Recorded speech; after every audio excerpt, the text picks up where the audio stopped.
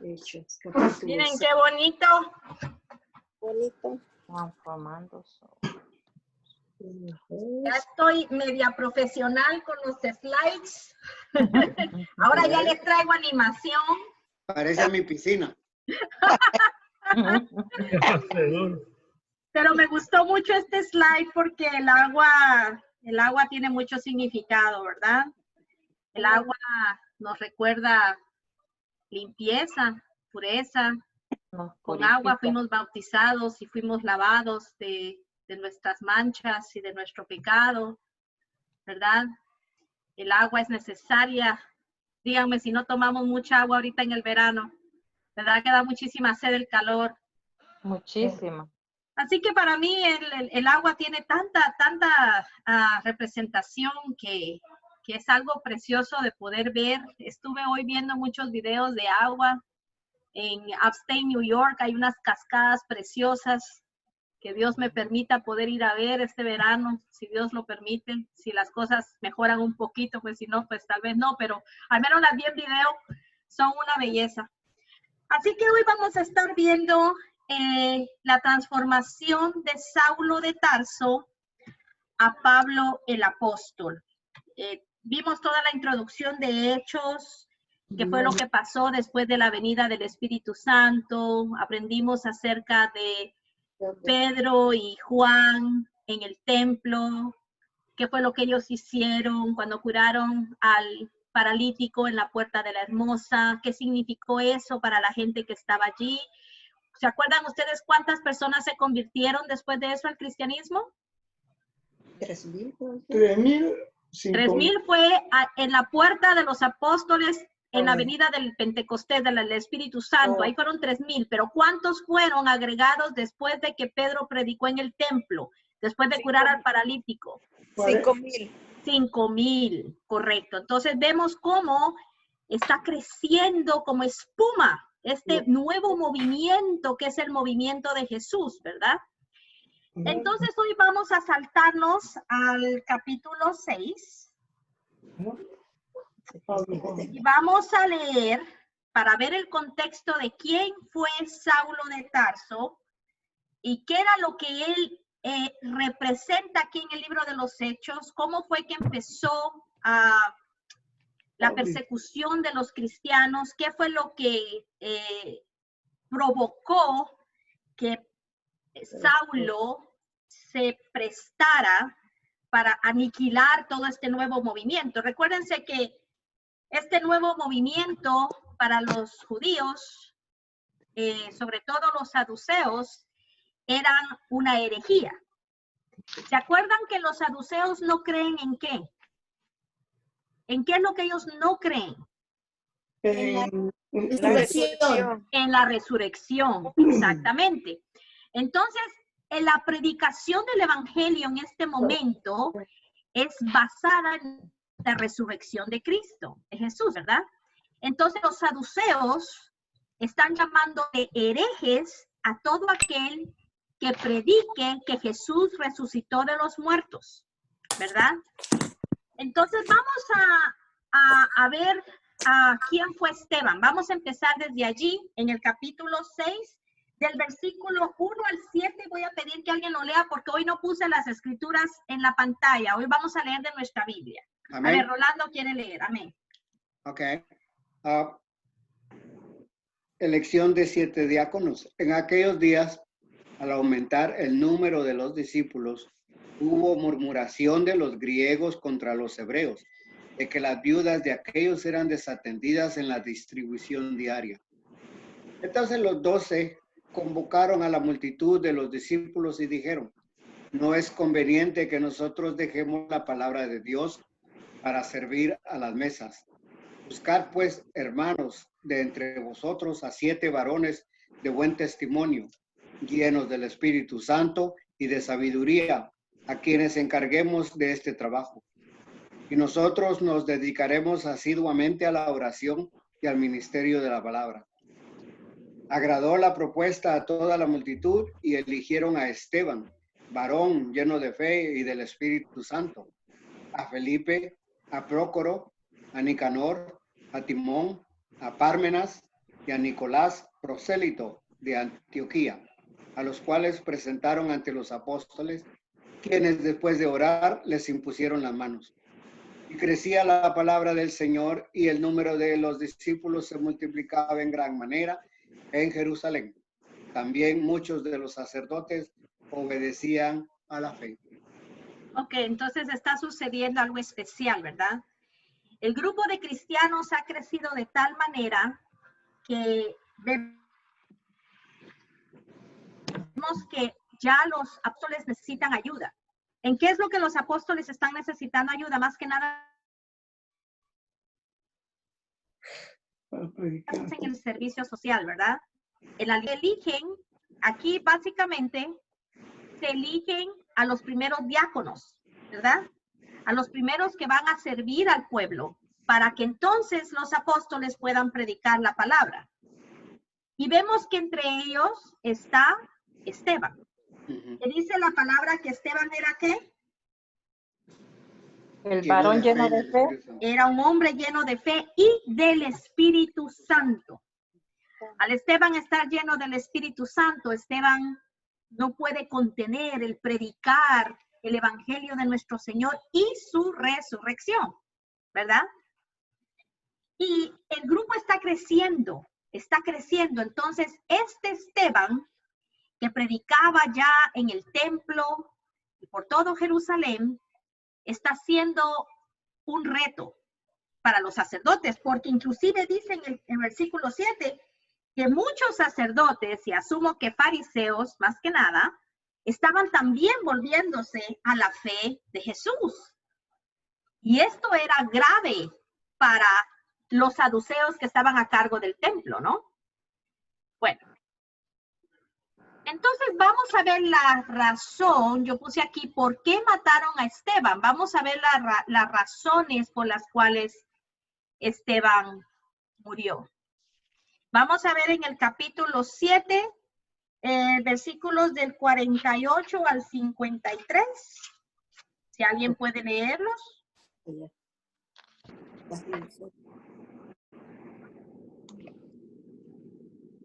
Del 48 al 53. Capítulo 7. Amén. Si bien el Altísimo no habita en templos hechos a mano, como dice el profeta, el cielo es mi trono y la tierra estrado de mis pies. ¿Qué clase de casa me edificaréis? Dice el Señor. Oh, ¿cuál es el lugar de mi reposo? ¿No hizo mi mano todas estas cosas? Duros de cerviz e incircuncisos de corazón y de oídos. Vosotros siempre resistís al Espíritu Santo, como vuestros padres, así también vosotros. ¿A cuál de los profetas no persiguieron vuestros padres? Y mataron a los que anunciaron de antemano la venida del justo, de quien vosotros ahora habéis sido traidores y asesinos. Vosotros que recibisteis la ley por disposición de ángeles y no la guardasteis. ¿Está allí? Sí, ok. Ahora bien, hasta ahorita lo que ha encendido el fuego de los sacerdotes en el templo ha sido el tema de la resurrección. Pero ahora Esteban está tocando otro tema. No sé si ustedes lo pudieron percibir en la lectura. Tómense unos minutos, revisen y me dicen si ustedes pueden percibir cuál es el nuevo reto que Esteban les está poniendo y por lo que hasta crujieron los dientes, dice la palabra. ¿Qué será?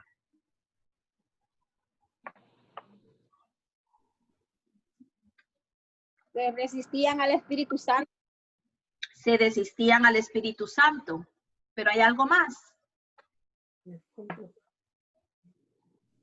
Él los llamó a ellos tercos, duros de corazón y torpes de oído. Muy bien, esa es otra razón.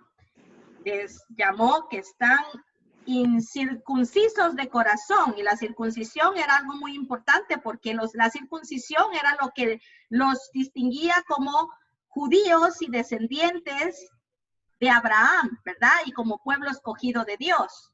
Pero ahora Esteban está diciendo algo más. A ver si ustedes lo pueden encontrar. Les voy a dar una pista. Está entre los versículos 48 al 50. Porque Que él no- anunciaba la venida del justo. Que él dice que su mano no fue la que hizo todas estas cosas, ¿no?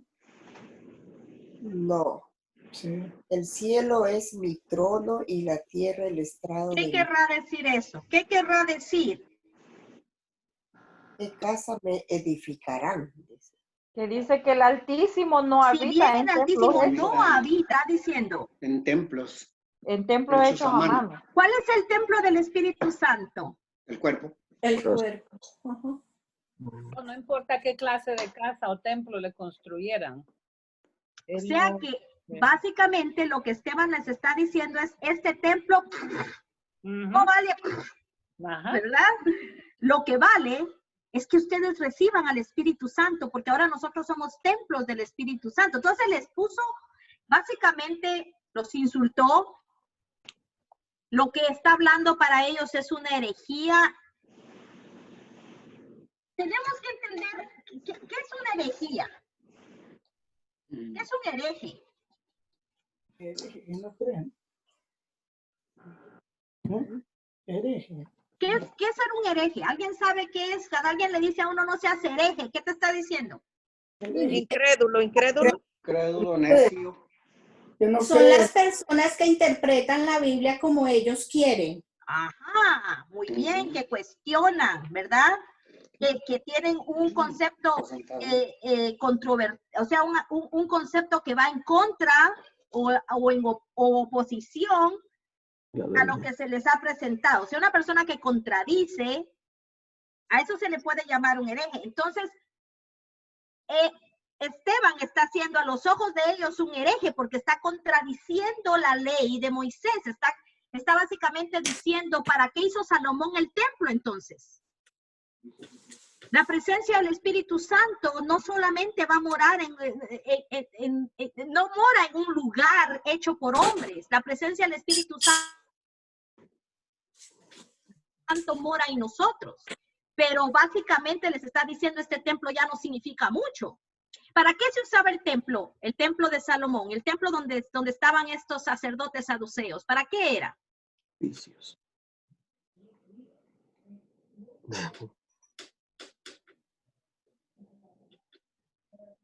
Bueno, es ¿Ustedes cierto, recuerdan para qué era el templo? es cierto Para orar, oraban, ¿no, pastora? ¿Cómo? ¿No era para reunirse para orar? Reunirse para orar. Para anunciar la Y venida de para anunciar la A venida ver, de Jeff, Sacrificios. para sacrificios. O sea, para que una persona fuera perdonada de sus pecados,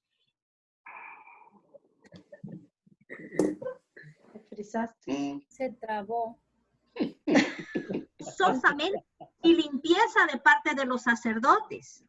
Entonces, aquí hay muchas cosas envueltas.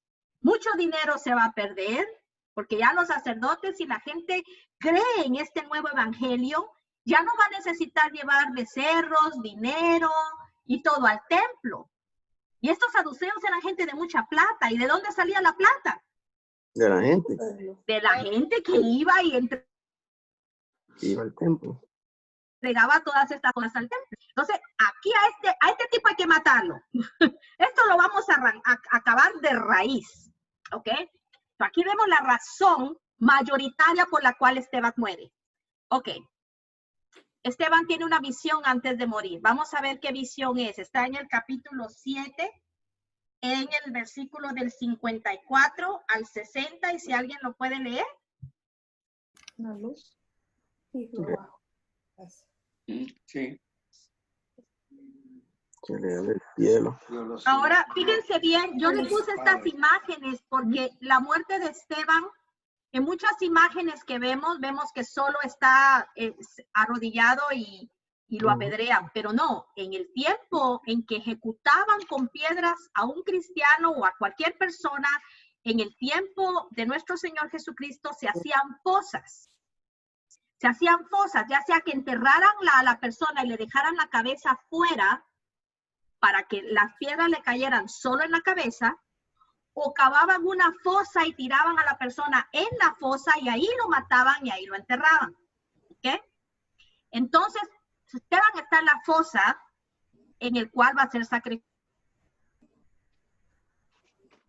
Así era como se hacían los sacrificios con piedras, ¿no? A los herejes se les mataba con piedras, era la ley de Moisés. Entonces, a veces ha sido acusado de hereje, pero va a morir de esa manera, pero vamos a ver qué es lo que Dios le revela a Esteban antes de morir. ¿Quién lo tiene? Amén. Amén. Okay. Leen. A ver. Martirio de Esteban. Al oír esto se sintieron profundamente ofendidos y crujían los dientes contra él.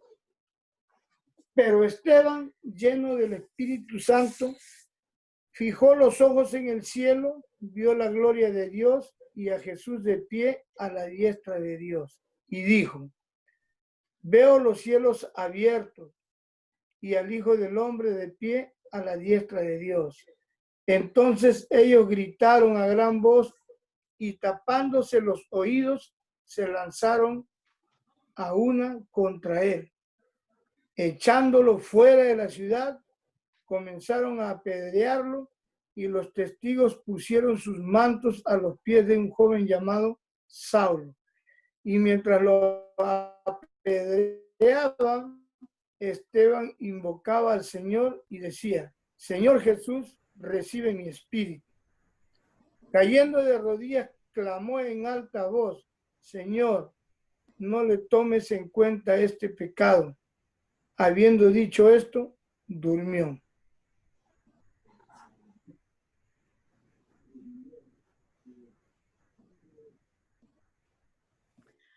Ok. Yo creo que me quedé congelada. ¿Me escuchan? Sí. Tengo el internet inestable otra vez aquí arriba. Bueno. Qué preciosa visión, ¿verdad? Dios le permitió a Esteban tener confirmación de no solo de las cosas que él había predicado, confirmación de para dónde él va, confirmación de que realmente el Hijo de Dios está a la diestra del Dios creador de todo. Y yo no sé, muchas personas cuando entran en un trance en el que están entre la vida y la muerte, a veces cuando regresan de ese trance o de ese estado de coma, a veces Dios les permite tener visiones. ¿Y saben una cosa? Yo creo eso. Yo creo que es posible que el Señor nos revele ciertas cosas. No solamente cuando una persona está en estado de coma, muchas veces a través de nuestros sueños también. El Señor nos revela cosas.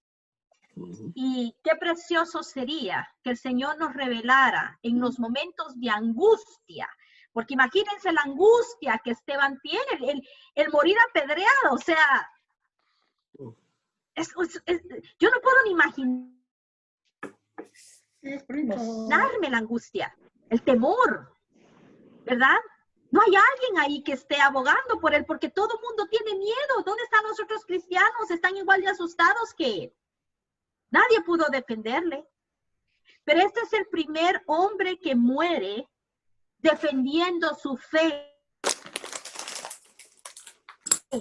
Y muere gritando lo que Dios le está permitiendo ver. Sin ya miedo a nada, porque él va a morir de todas maneras, pero Dios le dice, mírame dónde estoy. Jesús le dice, mira dónde estoy. Se cumple la profecía. Y Esteban puede verlo. ¿Verdad? Y yo creo que Dios, en su infinita misericordia, nuestro Señor, en verdad conoce nuestros temores y nuestras angustias y nuestro dolor. Y lo único que realmente tenemos que hacer es tener los ojos puestos en Él para que nos revele algo que nos va a dar paz. Porque a pesar de que Esteban tenía miedo, en ese momento Esteban tiene paz porque dice, Señor, recibe mi espíritu.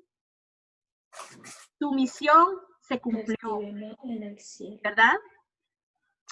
Ok. ¿Quién fue entonces el autor intelectual?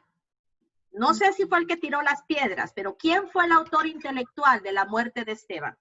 Vamos a ver eso en la Biblia, en el capítulo 8, versículo del 1 al 2. Saulo. Vamos a leerlo en la Biblia. A ver, ¿quién lo quiere leer? ¿Qué número, pastora? El que quiera leerlo.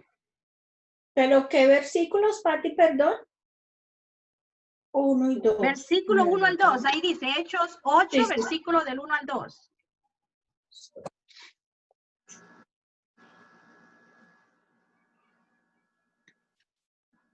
¿Alguien lo tiene?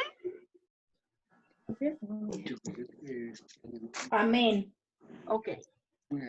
Saulo vio cómo mataron a Esteban y le pareció muy bien.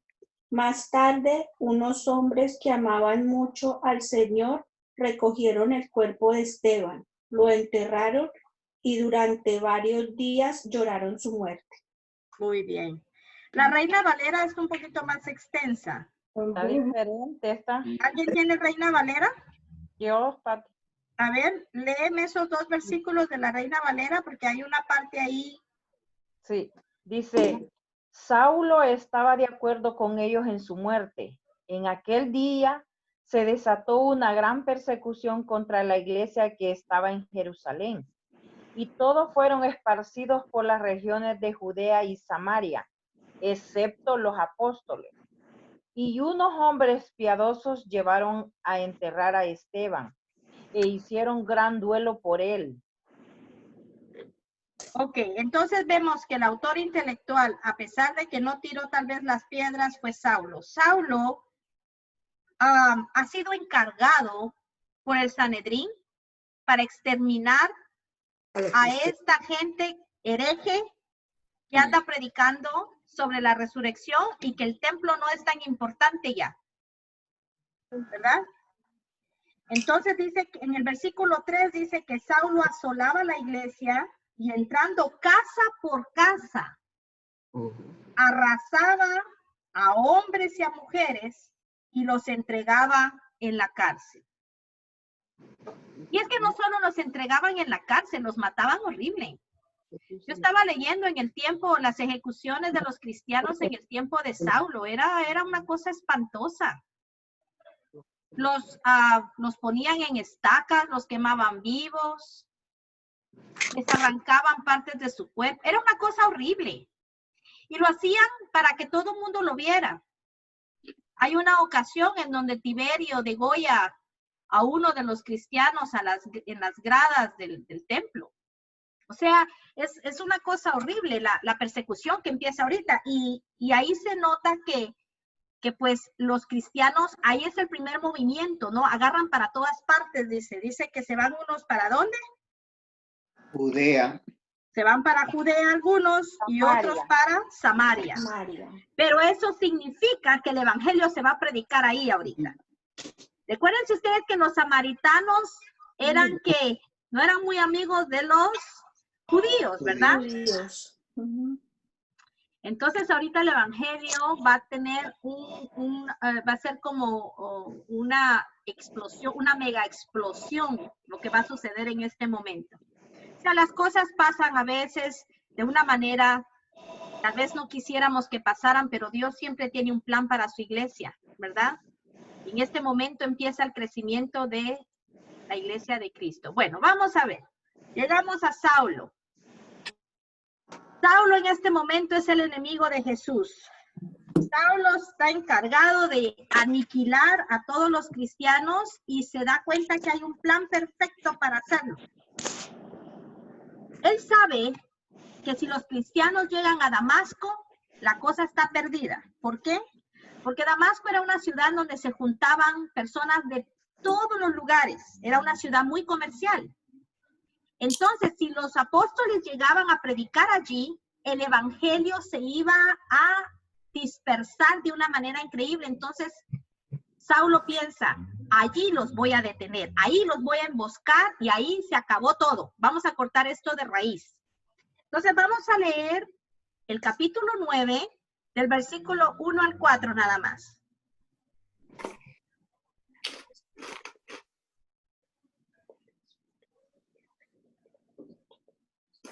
¿Alguien lo tiene?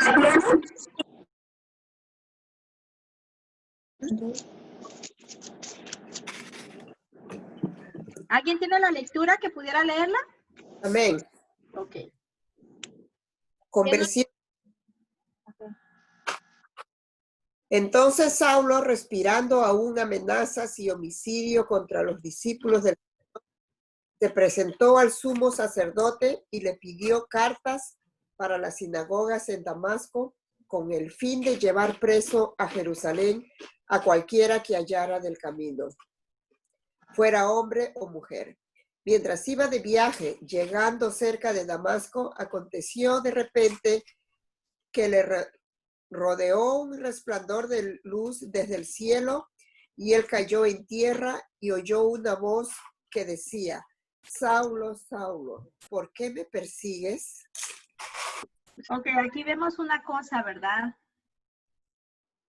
En primer lugar, Saulo llevaba unas cartas que tenían los nombres de todas las personas, todos los cristianos que estaban fuera de Jerusalén. Y en esas cartas iban nombres de las personas que él iba a apresar, ¿verdad? Pero vemos algo especial. Cuando Jesús encuentra a Saulo en el camino, porque es Jesús el que le sale al camino a Saulo. Saulo lleva una misión maléfica, pero Jesucristo lo alcanza en el camino, antes de Damasco. Y le dice algo muy especial. Jesús no le dice: Saulo, Saulo, ¿por qué estás persiguiendo a los cristianos? ¿O por qué estás persiguiendo a los que me siguen? ¿Qué es lo que Jesús le dice? Jesús habla en singular. Jesús le dice: ¿por qué me persigues a mí? ¿Qué quiere decir eso? Porque el perseguir a los cristianos es como perseguirlo a él mismo. Porque perseguir a los que creen a Cristo, hacerle daño a un cristiano, es hacerle daño a Jesús. Hacerle daño a nuestro prójimo es hacerle daño a Jesús. ¿Verdad? Entonces vemos cómo Jesucristo le dice que es a él mismo al que está, es a Dios mismo al que Saulo está persiguiendo, el Dios quien él cree, porque Saulo es judío. Saulo está defendiendo la ley judía según él. Saulo cree en Dios, pero no sabe que es contra el mismo Dios quien él cree que está levantando la mano. ¿Verdad? Y Jesucristo se lo está aclarando en este momento. Es a mí a quien estás persiguiendo. Y en el versículo 5 le dice algo muy específico. Dura cosa te es dar coces contra el aguijón. Cuando Saulo le dice: ¿quién eres, Señor?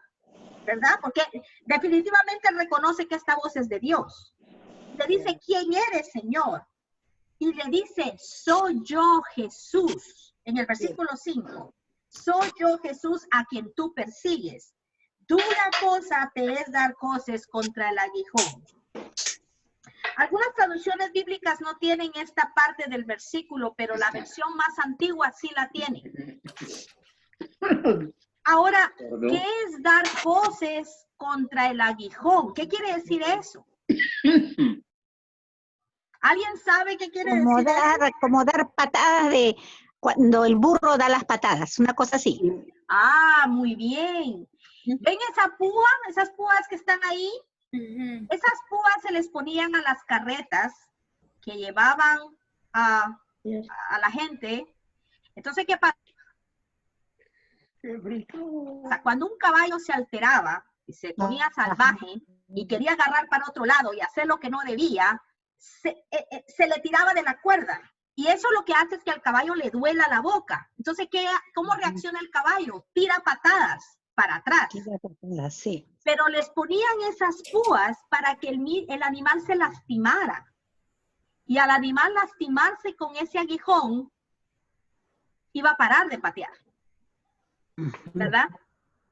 Sí. Entonces, básicamente, ¿qué es lo que le está diciendo Jesús a Saulo con esto? Deja de perseguirme. Deja de perseguirme, te va a doler. Deja de estar queriéndole hacer daño a mis hijos porque tú vas a salir lastimado. ¿Verdad? Sí. Mientras tú más trates de hacerme daño, más lastimado vas a quedar tú. ¿Verdad? Bueno. Qué bonito. En el versículo 6, Hechos, dice que Pablo estaba temblando del miedo. Tenía muchísimo miedo. Estaba temblando. Y lo único que se le ocurrió decirle a ese Jesús que le está diciendo, deja de perseguirme o te va a doler, es, Señor, ¿qué quieres que yo haga? ¿Qué quieres que yo haga? ¿Y saben una cosa? Esto es muy especial porque esta pregunta se la hace Saulo al Señor en un momento de miedo. Casi siempre cuando nosotros tenemos miedo, estamos seguros, ansiosos, lo primero que hacemos es decir, Señor, quítame este temor, ¿verdad? Quítame esta ansiedad. Quítame esto feo que estoy sintiendo. Muy rara vez, en este sentimiento de temor, vamos a decir, Señor, ¿quieres algo? ¿Se te ofrece algo de mí? ¿Verdad que no? Es raro, ¿no? Es como cuando estamos enfermos también, pastora. Cuando estamos enfermos, lo que pedimos es que el Señor nos quite la enfermedad y nos haga sentir mejor. Pero ¿será que en ese sentimiento de angustia le diremos, Señor, ¿qué quieres que haga? ¿Se te ocurre algo ahorita? No creo que él siente temor. No, la palabra dice que él tiene temor. El temor lo hace expresarse de esa manera. ¿Tú crees eso? Yo no creo No, eso. yo pienso no creo que el temor te haga hacer ese tipo de pregunta. No, yo pienso que él se está rindiendo ante el Señor. Se está rindiendo. Amén. Amén. Tocaste el clavo, Carmen. Sí. Ese fue el suero del hospital, Carmen. Tocaste el clavo, hermana. Aquí sucedió algo que es difícil poner en palabras. ¿Ustedes nunca jugaron con sus hermanos o con alguien el juego de te rindes? Que te agarran de las manos y te tiran al suelo y te dicen, hasta que no me digas me rindo, no te suelto. ¿Alguna vez lo jugaron? No, yo sí. Y me caía mal, porque pues me tenía que rendir para que me soltaran. Pero es exactamente lo que está sucediendo en este momento. Saulo ya no va a pelear. Saulo ya no va a pelear con el Señor. Pati, ¿en qué versículo habla del aguijón y que le va a doler? Que yo no lo encuentro. El versículo 5. Pero si tu Biblia no es la versión Reina Valera, si es una versión más nueva, no lo va a tener. Es el 8, el 5. ¿O no? Capítulo 9, versículo 5. Es la versión de 1960 de Reina Valera. La versión antigua tiene el versículo completo, las nuevas versiones se lo han quitado. Sí, por cuestiones de traducción. ¿Perdón? Incluso la de inglés. E incluso la de inglés, sí. Entonces, Esto es una enseñanza muy grande para nosotros. Yo le voy a pedir a Leo que nos divida 3 minutos en grupo porque me gustaría que ustedes mismos en el grupo le pregunten al hermano del grupo, no sé cuántos vamos a quedar en el grupo, tal vez quedemos 6, quedemos 5, no sé cuántos vamos a quedar en cada grupo. Pero quiero que ustedes le hagan la pregunta a su hermano y le digan, por ejemplo, yo quedo en el grupo de Roger. Yo le voy a decir a Roger, ¿qué es lo que tú crees que Dios quiere que yo haga? ¿Ok? Nos vamos a hacer esa pregunta. Vamos a ver qué nos dice el Espíritu Santo hoy acerca de lo que Dios quiere de nosotros. Y vamos a abrir nuestras mentes y corazones a esta pregunta. Porque muchas veces es en medio de la duda que nuestro Señor trabaja. ¿Ok? So, si hoy tú tenías una duda de que Dios quiere algo contigo, quiero que en este momento tú abras tu corazón y tu mente a esta pregunta. Esta pregunta que Saulo le está haciendo a Jesús en el momento que se rinde a él. Señor, ¿qué quieres que yo haga? ¿Ok? Se lo voy a pedir a Leo que voy a stop sharing y le voy a pedir que nos divida.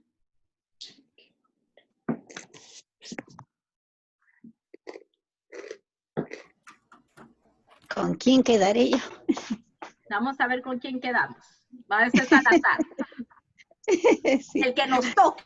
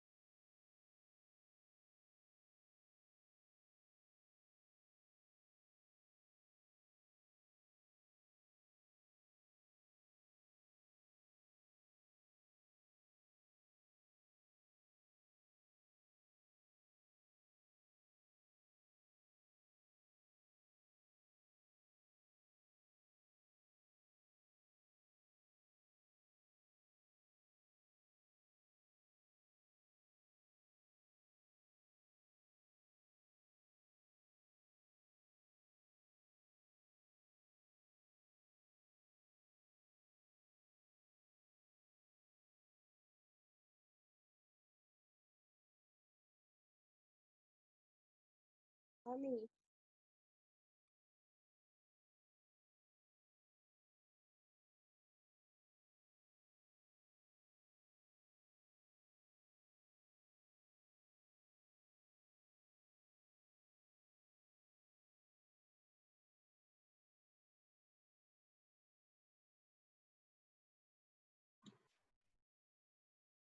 calor, qué calor.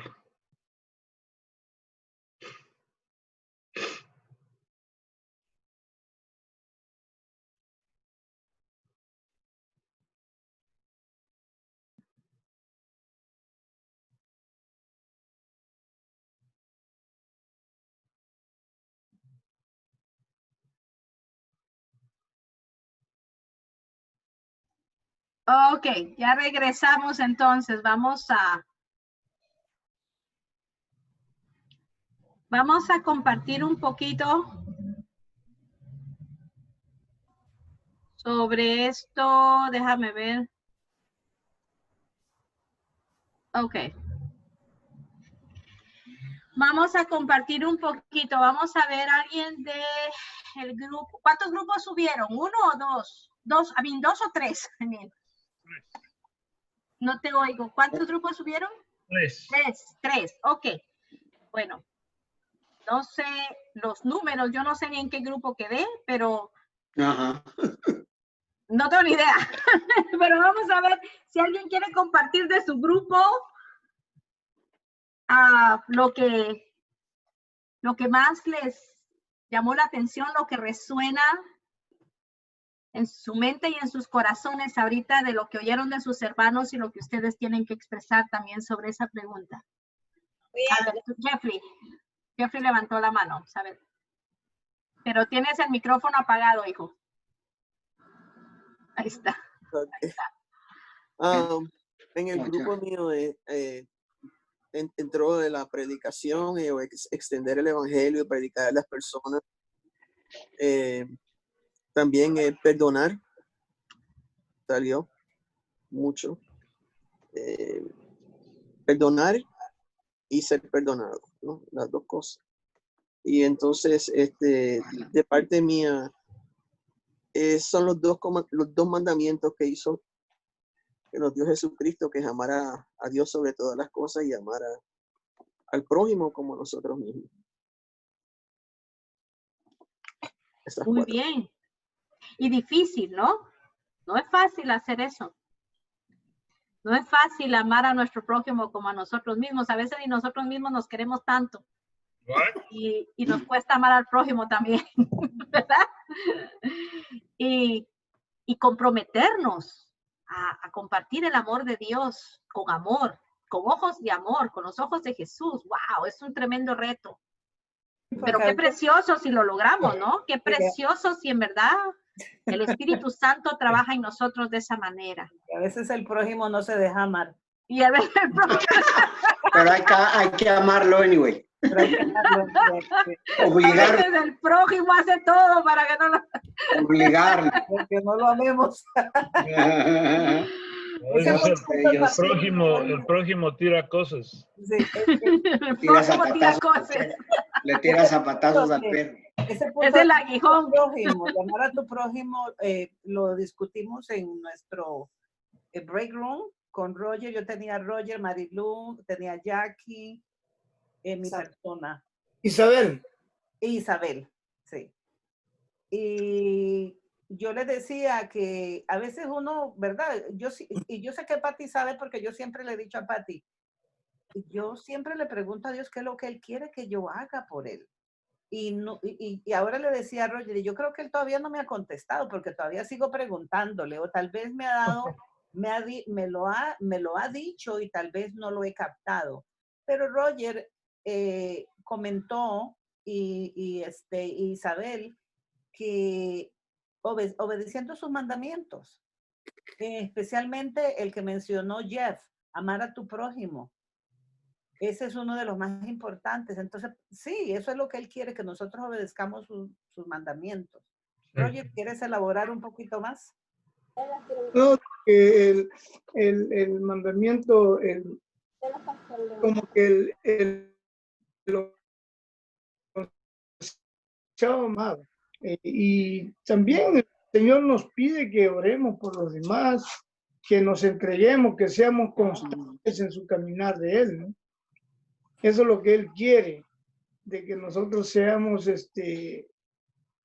fieles a Él. Eso es lo que Él quiere que nosotros hagamos, que seamos constantes, siguiendo sus mandamientos, aprendiendo de su palabra, porque es la única manera de que nosotros podamos acercarnos cada día más a Él. Y eso es lo que Él quiere, tener a sus hijos cerca, ¿no? Eso. Es cierto, tú ayer hablaste acerca de la fe, ¿no? Ahí Y lo que la fe puede hacer en nosotros. Yo pienso que sí. ¿Quién más quisiera compartir de su grupo? ¿Qué otro grupo hubo? Bueno, yo tuve a Liz, a Sandra y a Berta. So. Ok. Jackie, ¿en qué grupo quedaste tú, nena? Con nosotros. Pero cuando ella empezó a hablar, la cortaron. A ver, ¿tú te has hecho esa pregunta, Jackie? Berta, Jackie, Berta. Y eso es lo que yo les estaba diciendo a ellos, de que cuando uno acepta a Cristo y deja que Dios trabaje en uno, el Espíritu Santo empieza a morar en uno y es esa búsqueda con Dios. Entonces el Espíritu Santo es en uno y Él es el que nos redarguye de pecado, porque escuchaba que decían los hermanos que a veces le piden a Dios en qué podemos cambiar. Y sí, es el Espíritu Santo que los redarguye a uno de todo pecado, porque yo siento que a través de eso pues mi vida ha cambiado y lo que yo siempre le pido a Dios es ser testimonio. No testimonio que yo diga que yo soy esa persona que ha cambiado, sino que las personas vean en mí que realmente tengo a Dios. Amén. Y poder darle amor a otro. Y exactamente. Un testimonio, siento que lo que Dios quiere es mi cambio y a través de ese cambio que las personas lo experimenten y que quieran conocer a Cristo. Y siento que hay personas que lo han experimentado, a veces no por la palabra, sino que por la forma de vida de uno. Exacto, por sus frutos le conocerán, ¿verdad? Si nosotros decimos que somos cristianos y andamos criticando, andamos rechazando, andamos excluyendo, pues eso como que no se ven como los frutos no es el mejor del Espíritu Santo que debemos tener los cristianos. Pero si nos ven amando, nos ven aceptando, nos ven teniendo paciencia, tolerancia, comprensión, entonces esos sí son frutos que vienen del Espíritu Santo, ¿verdad? Entonces el testimonio en ese aspecto, en que vean que yo he sido transformada por Cristo Jesús, mi corazón es diferente, mi mente es diferente, es muy importante, porque una cosa es conocer la palabra y predicarla y otra muy diferente es vivirla. Y también admitir que ninguno de nosotros somos perfectos. No, absolutamente no, absolutamente no. Y eso es lo que Jackie está diciendo, no que me vean a mí, ¿verdad? Como yo, que yo soy el ejemplo, sino que vean en mí el cambio que Jesús ha hecho, que vean en mí a Jesús, ¿verdad? Con los frutos del Espíritu. Me gusta mucho eso. ¿Alguien más que haga falta del otro grupo? ¿Ya están los tres grupos? ¿Ya aportaron? Falta el otro grupo. Yo me quedé en un grupo, pero en un grupo solo, porque hay 13 y los... El grupo de Lionel con Lionel. Yo, myself, pero no, es la misma pregunta. Recuerdo cuando yo era adolescente y la pregunta, Señor, heme aquí, ¿qué quieres que haga? Y luego empezábamos con el discurso, envíame a las naciones a predicar tu evangelio, bla, bla, bla. Y envíame a las naciones es algo que suena muy, muy, muy frecuentemente en todas las iglesias. Envíame a las naciones, especialmente cuando no estás en Estados Unidos, ¿no? Envíame a las naciones. Mandaron a Estados Unidos. Envíame a las naciones. Naciones Unidas, ¿o qué? Predicar tu evangelio, pero... Y suena glorioso. Pero creo yo, con el tiempo descubrí que no hay palabra más poderosa al predicar el evangelio que tu forma de vida. Esa es la palabra más fuerte, es la palabra, tu forma de vida no necesita micrófono y no necesitas invitar a una audiencia. Desde que pones un pie en la calle ya tienes una tremenda audiencia alrededor tuyo. Y entonces esa forma de vida de reflejar el evangelio es lo que nos hace predicarlo, es lo que nos hace hacerlo. De reflejar el evangelio es conducirnos de acuerdo a la palabra del Señor y obviamente cumpliendo sus mandamientos. No podría asumir o presumir de llevar una vida perfecta porque realmente el caminar a la perfección es la perfección, no es un destino, sino es ese camino de irnos puliendo cada día más. Mal internet. Bueno, voy a compartir el screen otra vez, ¿ok? Y vamos a pasar a esto. Ok. Ananías. Vamos a ver qué es lo que pasa después de que Pablo recibió la voz de Jesús. Había un hombre llamado Ananías, dice en el versículo 11.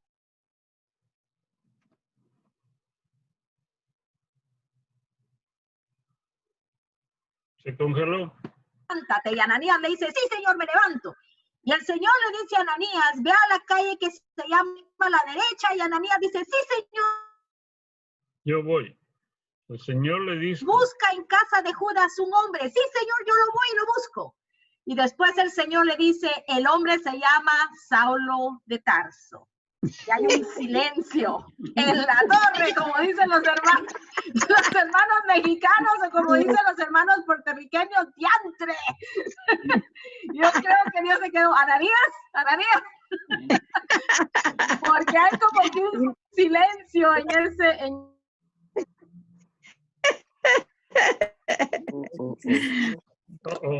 Hey, what? Muévete, muévete. Muévete. Nadie se quedó pisada. Has conocido.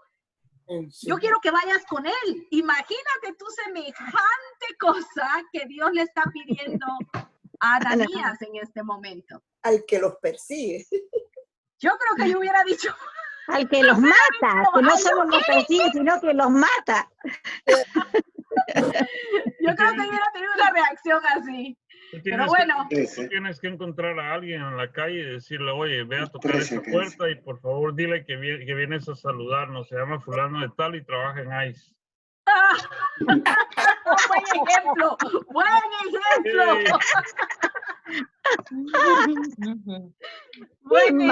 Leonel. Bueno, pero vamos a leer qué pasa con Ananías. Vámonos a Hechos 9. Vamos a ver desde el versículo. Perdón, lo de ICE fue un chiste y otro chiste es que todavía estoy buscando a la persona que se llama prójimo para amarlo.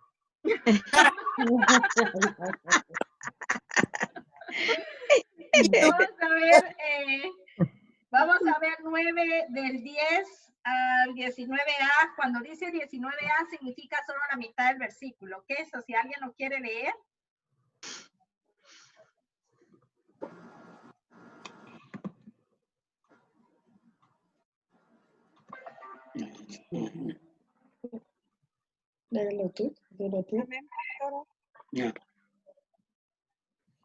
Ok, para empezar, cuando Jesús habló con Saulo en el camino a Damasco, a Saulo le sucedió algo. ¿Ustedes saben qué fue lo que le pasó? Sí. ¿Qué le pasó? Quedó ciego. Quedó ciego.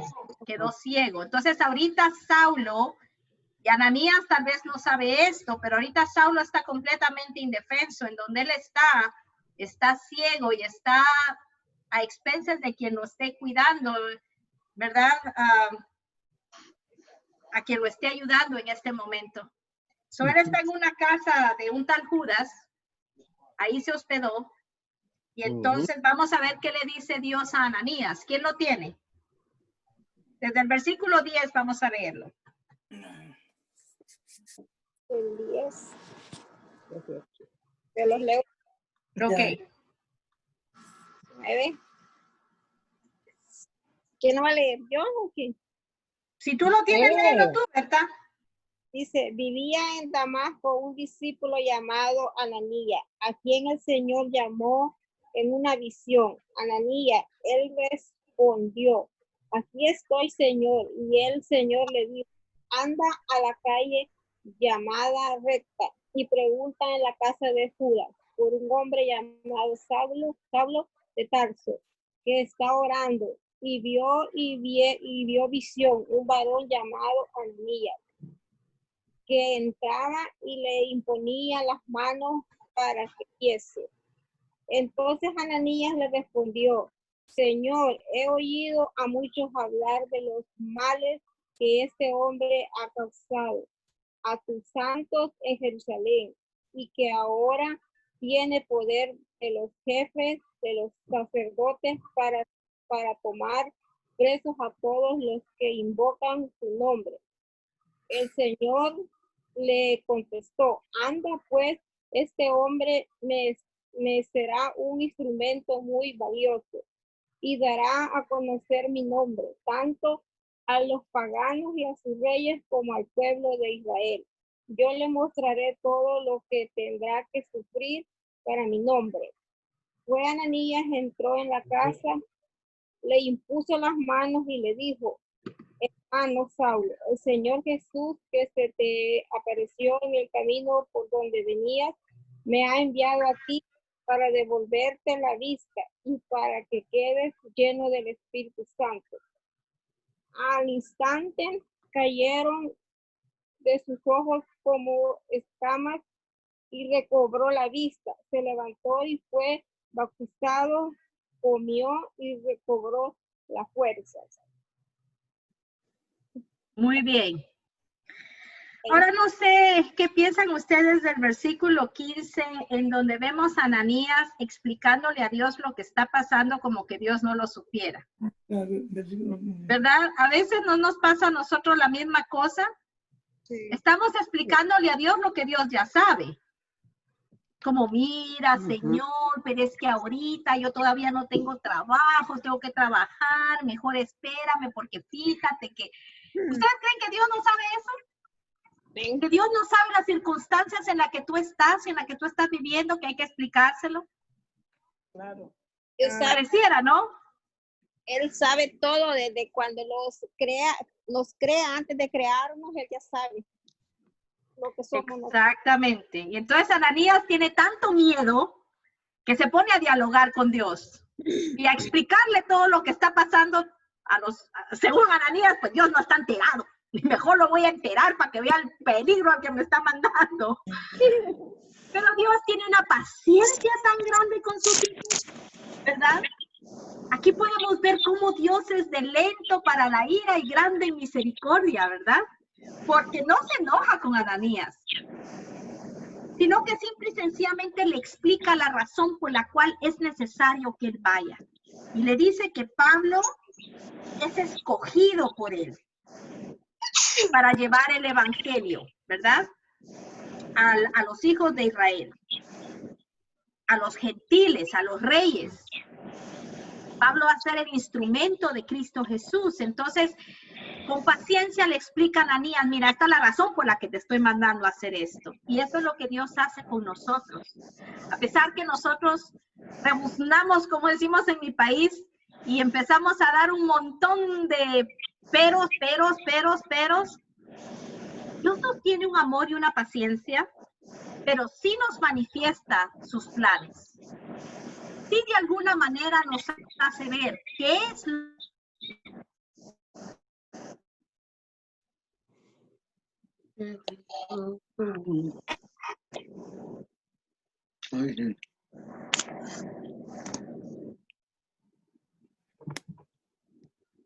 frisada. Se frizó. Abierto, porque no sabemos cuándo Dios realmente se va a manifestar a nosotros de una o de otra manera. Entonces tenemos que ser perceptivos a su palabra. Ok. Y vemos algo muy interesante. Ananías entra a la casa, no sé si ya iba con miedo, sin miedo, ya iba un poco más seguro, no sé, pero la cosa es que le obedeció al Señor y encuentra al tal Saulo de Tarso. Pero lo más grandioso que yo veo aquí es cómo lo saluda. ¿Cómo saluda Ananías a Saulo? ¿Qué le dice? Hermano Saulo. Hermano Saulo. O sea que con esto le está diciendo, mira, no me importa ya lo que hayas hecho, no me importa ya tu pasado y las cosas que hiciste, me importa que tú crees en Jesucristo, el mismo Jesús en el que yo creo. Eso ahora nos hace hermanos. Sería precioso que pudiéramos aplicar eso nosotros también, ¿verdad? Porque a veces nos es difícil llamar hermano a quien nosotros le estamos viendo su pasado. Estamos juzgando su pasado. ¿Verdad? Ah, pero es que, no, es que ella, olvídense esa muchacha. La muchacha vino y fue y regresó. ¿Verdad? Pero ¿qué pasa? Esa muchacha ahora cree en Jesús, el mismo Jesús que tú crees. Y eso la hace tu hermana. Eso la hace una igual a ti. Porque tú también fuiste y veniste e hiciste. Pero ya se te olvidó. Esa es la cuestión. Ya se te fue de la mente que también pasaste por allí. Me gusta mucho. Es una enseñanza muy grande la que estamos recibiendo en este momento. Yo no sé si ustedes lo perciben, pero creo que Dios tenía esto preparado. Cuando yo leí este versículo, yo me quedé trabada allí por un rato. Hermano Saulo, Dios mío, qué precioso, cómo el Señor transforma nuestro corazón y nuestra mente. Nosotros no podemos hacer eso por nuestra cuenta. Somos muy prejuiciosos. Dios sí puede. Entonces, por eso le nombré a este slide, Ananías obedece a Dios y un maravilloso curso. ¿Sí? Anita quiere hablar. Sí, Anita, dime. ¿Me escuchan? Sí, te escucho. No te miro, pero te escucho. Sí, yo veo dos cosas aquí. Ananías no quiere decirle al Señor, no voy así directo, ¿verdad? No quiero ir, tengo miedo o porque este hombre es malo, Pero Dios, como dice, el Espíritu Santo le está cambiando el corazón a Ananías, está aceptando a Pablo de igual a igual. Tienes toda la razón, de igual a igual. De igual a igual, y está, o sea, por su parte, Ananías él solo no hubiera ido, porque él sabía la maldad que hacía Pablo. Entonces, Ananías, transformado ya por Cristo Jesús, va y ayuda y lo llama hermano. Hermano, correcto. Yeah. Sí. Y hay otra, y yo veo no sé si es lo siguiente, que veo la humildad en que Pablo lo acepta. Sí, pues Pablo ahorita, Saulo ahorita acaba de conocer a Jesús. Sí. Lo conoció de una manera muy impresionante. Y Saulo está ciego. Jesús lo dejó ciego. Así fue el encuentro que tuvieron. Y ahora Jesús le está enseñando a Saulo también a confiar.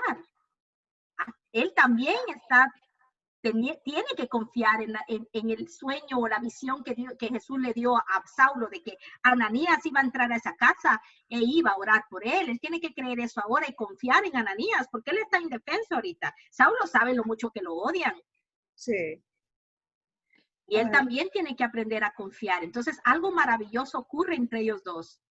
Saulo confía ahora en Jesús y lo que Jesús le está diciendo. Y Ananías también. Y Cuando esos dos confían en Jesús, aquí viene lo precioso y lo maravilloso, porque vamos a ver que Ananías es el que unge a Saulo como apóstol de Cristo Jesús. Bueno, vamos a ver, para ir avanzando. Ustedes lo quieren leer más adelante porque esto está largo. A Saulo le costó mucho predicar el evangelio de nuestro Señor. ¿Por qué? Porque hay un dicho en mi país, no sé si en el de ustedes también, que dice, échate fama y acuéstate a dormir. ¿Ustedes saben lo que significa ese dicho? Sí. ¿Qué significa? Que todo el mundo sabía lo malo que él era. Él se echó fama de matón. ¿Y quién lo va a recibir ahora en una casa? ¿Quién va a querer escucharlo? Yo me imagino que donde él caminaba la gente salía disparada corriendo. Pobre Saulo llegaba a querer hablar de lo que Jesús había hecho en su vida y la gente, mijito, miren quién viene, salgan corriendo. A él le costó mucho. En los versículos 19 al 31 del capítulo 9, si ustedes quieren leerlo más detenidamente, van a ver qué es lo que pasa cuando él predica en Damasco, van a ver qué es lo que sucede cuando él predica a los judíos. Bernabé fue uno de los discípulos de Saulo, fue uno de los escogidos al principio por los apóstoles, pero después se hizo discípulo de Saulo y fue quien estuvo con él a estos principios de la vida de las primeras iglesias que Pablo fundó. Bernabé fue su brazo derecho. Entonces aquí van a poder leer acerca de qué es lo que sucede cuando él llega a predicar a Jerusalén, a los judíos, a Damasco. Fue difícil, la gente no lo quería escuchar. Saulo tuvo que realmente humillarse para poder predicar, ¿verdad? Ok, vamos entonces a leer Hechos 11, del 22 al 26. Hechos 11, del 22 al 26. Porque aquí hay algo muy especial después de que Saulo había predicado en Damasco, en Jerusalén, en Antioquía. ¿Qué es lo que sucede ya con este grupo de miles y miles y miles de personas que creen en Jesús? ¿Quién lo quiere leer? 22, 26. ¿Alguien lo tiene? Amén. Ok. Dice, llegó la noticia de estas cosas a oídos de la iglesia que estaba en Jerusalén y enviaron a Bernabé que fuese hasta Antioquía. Cuando llegó y vio la gracia de Dios, se regocijó y exhortó a todos a que con propósito de corazón permaneciesen fieles al Señor, porque era varón bueno y lleno del Espíritu Santo y de fe. Y una gran multitud fue agregada al Señor. Después fue Bernabé a Tarso para buscar a Saulo, y hallándole le trajo a Antioquía.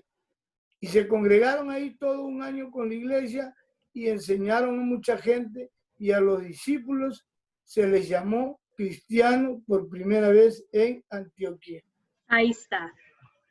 Y seremos conocidos y llamados cristianos. No católicos, no pentecostales, no luteranos, no metodistas. Dice la palabra que ellos decidieron llamarse cristianos porque ellos le pertenecían a Cristo.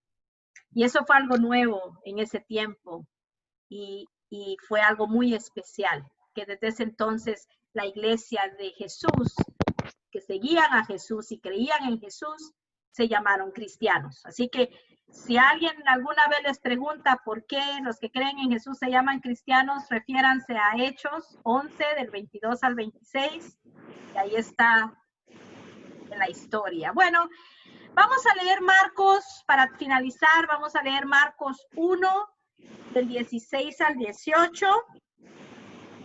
Si alguien lo tiene.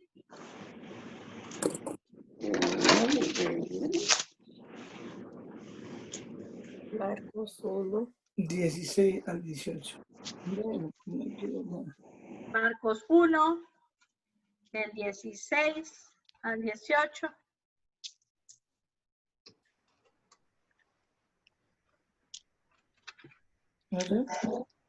Eso ya. Amén. ¿Qué? Jesús llama a 4 pescadores. Andando junto al mar de Galilea, vio a Simón y a Andrés, su hermano, que echaban la red en el mar porque eran pescadores. Y les dijo Jesús: venid en pos de mí y haré que seáis pescadores de hombres. Y dejando luego sus redes, le siguieron. Porque vayan a predicar. Muy bien. Este símbolo que ustedes ven ahí, de ese pez, ese fue el primer símbolo que usaron los primeros cristianos para identificarse como tales. La inscripción que ustedes ven ahí está en griego. Muchos de ellos, para conocer que eran cristianos, lo que hacían, fíjense bien, era que si digamos yo me iba yo conocía a Roger, pero yo no estaba muy segura si él era cristiano o no. Lo que yo hacía es que con una varita yo hacía la primera parte del pez. Y para yo saber que él era cristiano, él tenía que hacer la segunda parte, la de abajo, para formar al pez. Y así era como ellos se encontraban unos con otros. Y este pez es básicamente la respuesta de los haré pescadores de hombres. Esa inscripción que está en griego es una inscripción que básicamente la I, la X y la O significa que eres de Jesucristo, y la que aparece la I y la aparece la E griega es básicamente el que es nuestro Salvador. Entonces lo que dice ahí, Jesucristo, el Hijo de Dios, nuestro Salvador. Eso es lo que básicamente dicen esas siglas en griego. Y ese fue uno de los primeros símbolos cristianos, el más antiguo que se conoce, que posiblemente empezaron a usar los cristianos de Antioquía. Entonces muchas personas ven este símbolo, no precisamente el de la cruz, sino que este símbolo para representar que son cristianos. Bueno, yo pienso que hoy Dios nos enseñó mucho a través de su palabra. Y yo creo que ahora, cuando ya tenemos una idea de lo que significó la conversión de Saulo, vamos ya a poder empezar a estar cerca de su caminar en la vida como apóstol. Ahora, muchas personas creen que Dios le cambió el nombre de Saulo a Pablo, pero eso no fue así. ¿Algunos de ustedes saben qué fue lo que pasó? ¿No? Ok. Sí, porque yo he escuchado que muchos dicen es que Dios Jesús en el momento en que se le apareció, le cambió nombre, pero acabamos de leer que no fue así. Fue él el que decidió hacerlo. Él decidió cambiarse. Saulo tenía 2 nacionalidades, por decirlo así. Porque él nació en Tarso, ¿verdad? Y eso era una región romana. Entonces, eso lo que hacía era que le daba una doble nacionalidad, porque él era judío de sangre, descendiente de una de las tribus judías, levitas, y entonces él era judío, porque los judíos que eran de genealogía, pues eran judíos, punto. Pero en el lugar donde él nació era parte del Imperio Romano. Entonces, vamos a ver más adelante cómo su doble nacionalidad le salvó la vida una vez. O sea, a veces tener doble nacionalidad no es tan mala idea. Yo no sé ustedes, pero yo tengo doble nacionalidad. Yo también. Yo también. Americano y guatemalteco.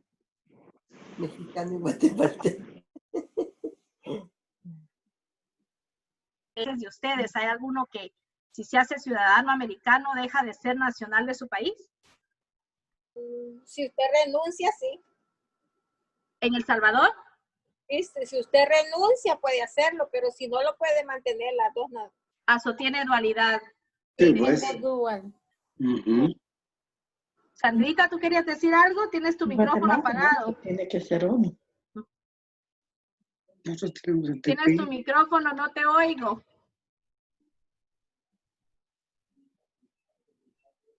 Y yo pensé que querías decir algo, pero no te miro bien y no te oigo. Solo vi que levantaste la mano. Ok. ¿No les ha dado a ustedes curiosidad de pensar? Bueno, la cuestión del nombre es que a él, como nació romano, sus padres le dieron un seudónimo. Es decir, Saulo era su nombre judío. Porque Saulo viene de Saúl. ¿Y quién fue Saúl? El primer rey de los judíos, ¿verdad? Entonces a él le dieron ese nombre, una variación del nombre de Saúl, Saulo. Ese era su nombre judío. Pero su nombre romano era Pablo. Y realmente era Pablus. Y Pablus significaba el chiquito, el pequeñito, la cosita. Y él, en su humildad de haber sido transformado por Jesús, ya no quería ser Saulo de Tarso. Él quería ser Pablo. Él quería ser la cosita, la personita que Dios iba a usar. Jesús iba a usar, ha sido él transformado, es una nueva criatura. Y él dice, yo ya no quiero ser el mismo, ya no soy el mismo, porque Jesús está en mí, así que yo ahora soy Pablo. Así que Pablo se cambió el nombre él solito, ¿ok? So, no fue una cuestión divina, fue una cuestión de convicción. Es como cuando hay muchas personas que se cambian el nombre, ¿verdad? Yo prediqué acerca de mi tío el domingo pasado y mi tío se llamaba Oscar, pero él se puso Felipe. Él quería que le dijéramos Felipe, no quería que le dijéramos Oscar, precisamente igual que Pablo, porque dijo, Dios me transformó y ahora yo me llamo Felipe. Así que eso fue lo que pasó con el apóstol Pablo. Otra cosa, otra curiosidad, y se las estoy diciendo porque miren, a lo mejor va a haber una trivia de esto, así que pongan atención. Otra curiosidad es cómo lucía Saulo. Yo me metí a investigar eso porque me dio mucha curiosidad, porque en todas las películas que yo he visto de Pablo tiene ojos azules. Yo dije, ¿será? Y me metí a investigar, y hay un libro apócrifo viejísimo, antiguo, que lo describe un poquito, y leí la descripción que daban de él, y dice que tenía unos ojos azules que penetraban. Y la región donde él nació, la gran mayoría de personas son de piel clarita y ojos azules. Entonces, él tenía ojos azules, pero dice que tenía unas cejas así horribles, fruncidas, un blanco enojado y una nariz larga y pelo crespo. Y dice la Biblia, por ahí lo vamos a leer, que no era un hombre de muy buen parecer. Eso es lo que la palabra dice. Pero ese era Saulo. Bueno, ojalá lo hayan disfrutado. Voy a pedirle a Leo que, ¿dónde está Leo? No lo miro. Leo se nos fue. ¿Cuántas cartas hizo Pablo, pastora? Sí, Leo, ¿tú podrías dirigirnos en oración y luego cerrar la grabación? Nos quedamos unos segunditos por acá. Por supuesto, yo los puedo dirigir. ¿Quién va a orar? Te invité a ti a orar. Te tocó a ti. Solo en el grupo. Te tocó por tu ausencia. Del grupo 5. Oh, perdón, mi teléfono se está queriendo meter a sus reuniones. Oh my gosh.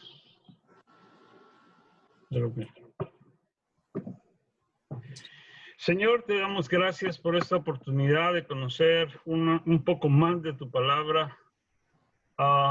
Padre, tú nos has escogido no por valientes, no por cobardes, no por hacedores, tampoco por haraganes. Nos has conocido, Señor, y nos has llamado porque has visto en nuestro corazón el deseo de servirte, de ser útiles. Queremos ser ese vaso que da agua fría al sediento, el que da comida al hambriento, el que alcanza al necesitado. Queremos ser simplemente útiles en tu reino, Señor. Te pedimos que nos voltees a ver y nos uses, porque es nuestro mayor deseo agradarte, agradando a otros. Te damos gracias en el nombre de Jesús. Amén. Amén. Gracias, Leonel. Ok, vamos a cerrar la grabación.